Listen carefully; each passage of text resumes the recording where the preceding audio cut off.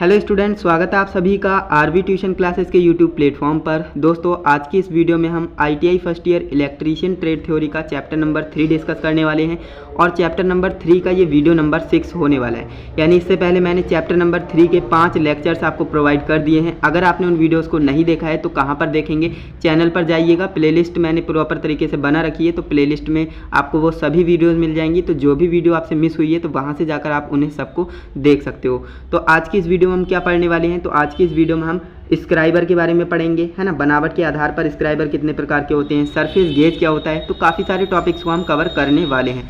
तो last class में हमने काफ़ी सारे टॉपिक्स को कवर किया था जो कि आपके एग्जामिनेशन के पॉइंट ऑफ व्यू से इंपॉर्टेंट थे एंड आपके नॉलेज के पॉइंट ऑफ व्यू से इंपॉर्टेंट थे। तो आज की इस वीडियो में हम जान लेते हैं स्क्राइबर क्या होता है ना। अगर आपने पिछली वीडियोज़ को नहीं देखा है तो अगेन आपसे कहूँगा कि डिस्क्रिप्शन में लिंक दे दिया है, तो वहाँ से जाकर आप उन्हें देख सकते हो। तो स्क्राइबर क्या होता है, एंड काफ़ी स्टूडेंट्स की ये भी कमेंट आती है कि आप ये हैंड रिटन नोट्स कहाँ पर प्रोवाइड कर रहे हो। तो मैंने आपको बता रखा है, टेलीग्राम चैनल पर ये सभी नोट्स अवेलेबल हैं फ्री ऑफ कॉस्ट, आप वहाँ से जाकर डाउनलोड कर सकते हो। तो स्क्राइबर क्या होता है, धातु की प्लेट पर लाइन खींचने के लिए स्क्राइबर का प्रयोग किया जाता है। यानी कोई धातु की प्लेट होती है, उस पर अगर हमें मार्किंग करना है, ये भी क्या होता है, एक मार्किंग टूल होता है ना। अगर आपको धातु की प्लेट पर मार्किंग करनी रहेगी तो वहाँ पर पेंसिल या फिर पेन या फिर मार्कर से तो कर नहीं पाएंगे, है ना। तो आपके लिए क्या चाहिए होगा, स्क्राइबर चाहिए होगा। स्क्राइबर क्या करता है, धातु की प्लेट पर लाइन खींचने के लिए हम इसका इस्तेमाल करते हैं। इसके दोनों सिरे नुकीले होते हैं, है ना, जिससे कि नुकीले होते हैं तो एक लाइन खींच जाती है वहाँ पर धातु की प्लेट पर, जिससे कि उसे कटिंग करने में आसानी हो जाती है। इसके सिरों को पत्थर से घिसकर 12 डिग्री से 15 डिग्री के कोण पर बनाया जाता है। यानी कि इसके जो सिरे होते हैं दोनों को पत्थर से घिस करके 12 डिग्री से 15 डिग्री के एंगल पर बनाए जाते हैं। तो ये आपका होता है स्क्राइबर। आई होप आप समझ गए होंगे स्क्राइबर क्या होता है ना। इसके बाद हम बात कर लेते हैं स्क्राइबर कितने प्रकार का होता है। तो स्क्राइबर को हमने कई आधारों पर वर्गीकृत किया है, लेकिन हम डिस्कस करने वाले हैं बनावट के आधार पर स्क्राइबर के प्रकार के बारे में, है ना।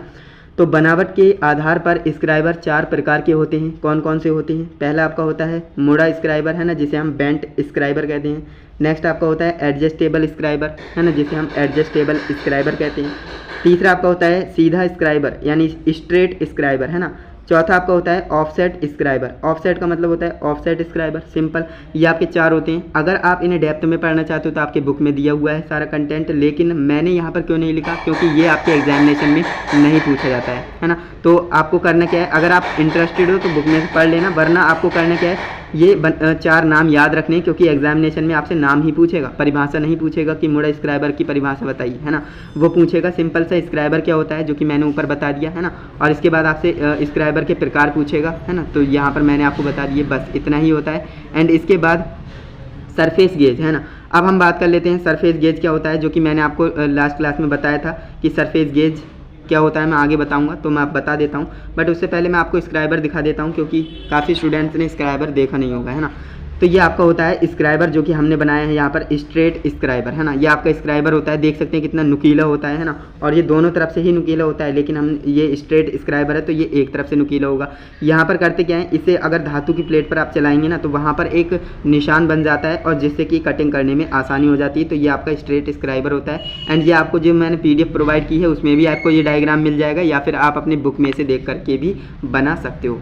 ओके, तो ये आपका स्क्राइबर होता है। अब हम बात कर लेते हैं सरफेस गेज के बारे में। सरफेस गेज क्या होता है, तो सरफेस गेज का प्रयोग किसी जॉब की एक साइड के समांतर विभिन्न ऊंचाइयों के समांतर लाइन खींचने के लिए करते हैं। यानी कि जो सरफेस गेज है ना, सरफेस गेज का हम प्रयोग क्यों करते हैं, किसी जॉब की एक साइड के समांतर विभिन्न ऊंचाइयों के समांतर, है ना, समांतर लाइन खींचने के लिए करते हैं। ये 2 प्रकार का होता है सरफेस गेज, है ना। सरफेस गेज 2 प्रकार का होता है। पहला आपका होता है फिक्स्ड सरफेस गेज, दूसरा आपका होता है यूनिवर्सल सरफेस गेज। तो अगेन मैं आपसे कहूँगा ये आपको 2 नाम याद होने चाहिए, और सरफेस गेज किसे कहते हैं वो आपको पता होना चाहिए। तो मैंने आपको बता दिया सरफेस गेज क्या है। तो सिंपल सा आप कहेंगे सरफेस गेज का प्रयोग हम किसी जॉब की साइड के समांतर विभिन्न ऊंचाइयों के समांतर लाइन खींचने के लिए करते हैं। और ये 2 प्रकार के होते हैं, कौन कौन से, फिक्स्ड सरफेस गेज और यूनिवर्सल सरफेस गेज। क्लियर है, ये दोनों आपको पता होने चाहिए। एंड मैंने आपको स्क्राइबर दिखा ही दिया। अब हम बात कर लेते हैं इसके आगे नेक्स्ट टॉपिक के बारे में। तो नेक्स्ट हमारा टॉपिक कौन सा रहने वाला है, नेक्स्ट हमारा टॉपिक है पैरेलल ब्लॉक। पैरेलल ब्लॉक कैसे कहते हैं, तो पैरेलल ब्लॉक, ये ब्लॉक अधिकतर कार्बन स्टील होगा, यहाँ पर कार्बन स्टील को हार्ड तथा टेम्परिंग करने के बाद ग्राउंड करके बनाए जाते हैं। यानी ये ब्लॉक कैसे बनाए जाते हैं, ये ब्लॉक अधिकतर यानी मैक्सिमम जो है कार्बन स्टील को हार्ड तथा टेम्परिंग करने के बाद ग्राउंड करके बनाए जाते हैं। पैरेलल ब्लॉक निम्न प्रकार के होते हैं। अब निम्न प्रकार के कौन कौन से होते हैं?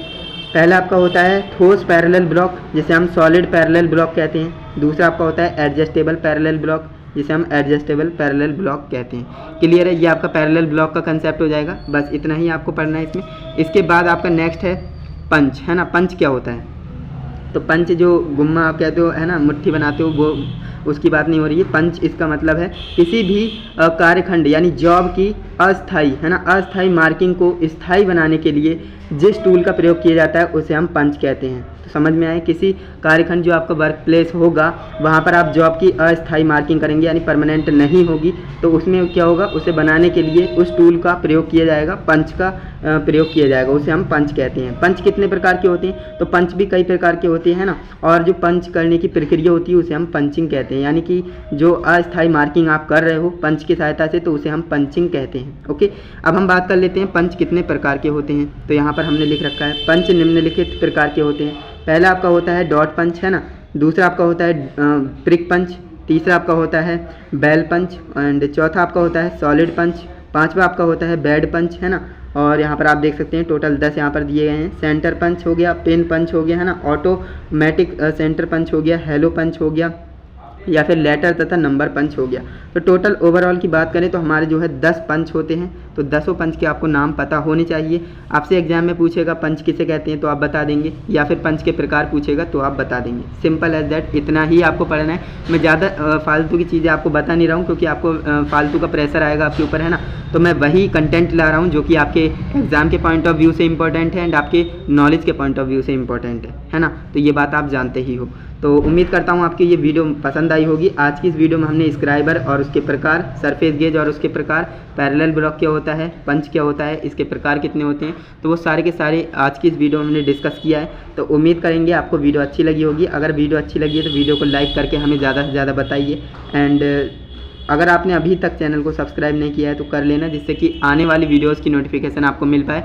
क्योंकि आने वाली वीडियोस में मैं जल्द ही इस चैप्टर को फिनिश करने वाला हूँ। लगभग 4 से 5 लेक्चर और आएंगे, इसके बाद आपका ये चैप्टर फिनिश हो जाएगा। क्लियर है? एंड अगर आपने इस PDF को शेयर नहीं किया है या फिर इस वीडियो को शेयर नहीं किया है अपने दोस्तों के साथ, तो फटाफट से शेयर कर दीजिए, जिससे कि उनको भी फ़ायदा हो सके, है ना। एंड प्यारा सा कमेंट करना बिल्कुल भी ना भूलें कमेंट बॉक्स में। एंड कोई डाउट हो तो भी आप मुझे कमेंट में पूछिए, जिससे कि मैं आपका डाउट क्लियर कर पाऊँ। तो चलिए दोस्तों, आज के लिए बस इतना ही। मिलते हैं नेक्स्ट इंटरेस्टिंग इन्फॉर्मेटिव वीडियो के साथ। तब तक के लिए जय हिंद, वंदे मातरम।